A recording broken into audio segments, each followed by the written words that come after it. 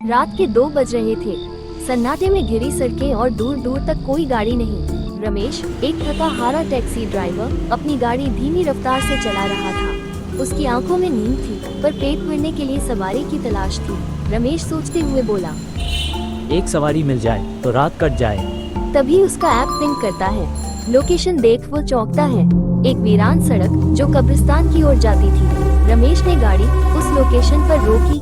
घने अंधेरे में से एक औरत बाहर आई। वो सफेद साड़ी पहने हुए थी और उसके लंबे खुले बाल उसके चेहरे को ढक रहे थे। वो बिना कुछ कहे गाड़ी के अंदर बैठ गई। रमेश डर को छुपाते हुए पूछा, मैडम, कहाँ जाना है? उसने धीरे से एक कागज का टुकड़ा उसकी तरफ बढ़ाया।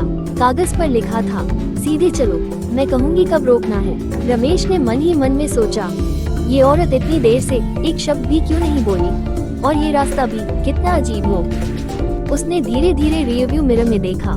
औरत का चेहरा झुका हुआ था, लेकिन उसके लंबे बाल धीरे धीरे अपनी जगह से हिलने लगे, जैसे कोई हवा उन्हें उठा रही हो। रमेश का दिल जोर जोर से धड़कने लगा।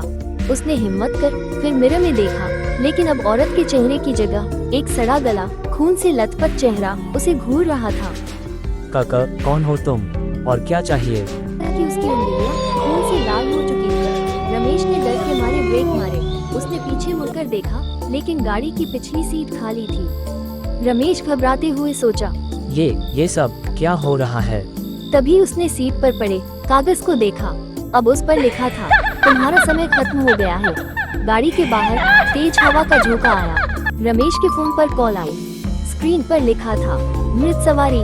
कॉल पर आवाज धीमे स्वर में आए, मैंने कहा था रमेश, तुम मुझे छोड़ नहीं सकते। रमेश ने डरते हुए मिरर में देखा।